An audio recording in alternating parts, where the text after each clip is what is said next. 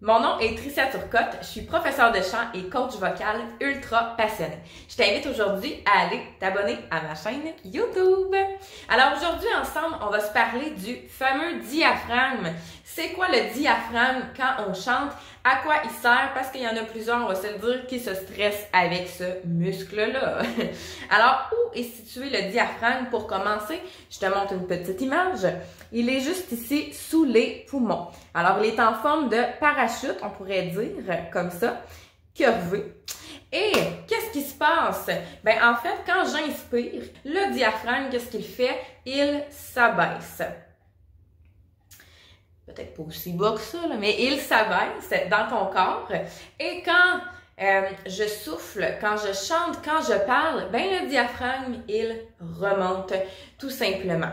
Alors, c'est un muscle d'inspiration, le fameux diaphragme, parce que ça se peut que pendant des années, tu te sois fait dire « Faut que tu chantes avec ton diaphragme, faut que tu chantes avec ton ventre ». Mais en fait, le diaphragme, c'est un muscle d'inspiration, alors tu n'as pas à le forcer en tant que tel. Moi, ça m'est même arrivé il y a plusieurs années, dans mes cours de chant, où on me disait « Faut que ça rentre par en dedans ». Ton diaphragme, il faut qu'il rentre par en dedans.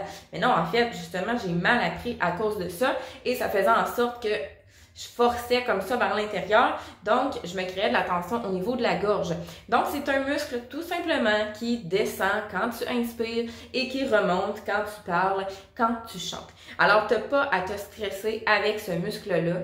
Il va se détendre tout simplement quand tu vas parler, quand tu vas chanter. Alors, stresse-toi pas avec le diaphragme. C'est tout à fait normal qu'il soit en action quand tu inspires parce que c'est un muscle d'inspiration.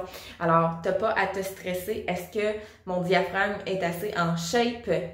Non. C'est un muscle d'inspiration, je te le répète. Alors oui, tu dois par exemple respirer de la bonne façon. On s'entend que si je fais j'ai pas bien respiré, si je fais là, tu vois, je me suis affaissée. Donc oui, c'est important d'avoir une belle posture et de respirer efficacement. Tu peux toujours penser à ta paille imaginaire. Et là, tu devrais sentir à ce moment-là que ça va se gonfler.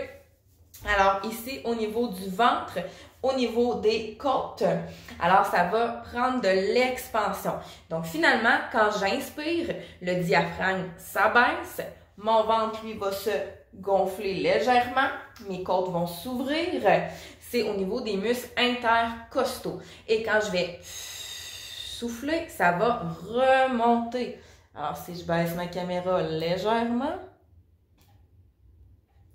j'inspire, le bas de mon ventre va se gonfler, mes poumons vont se remplir. Et quand je chante ou que je souffle, on voit que ça remonte légèrement.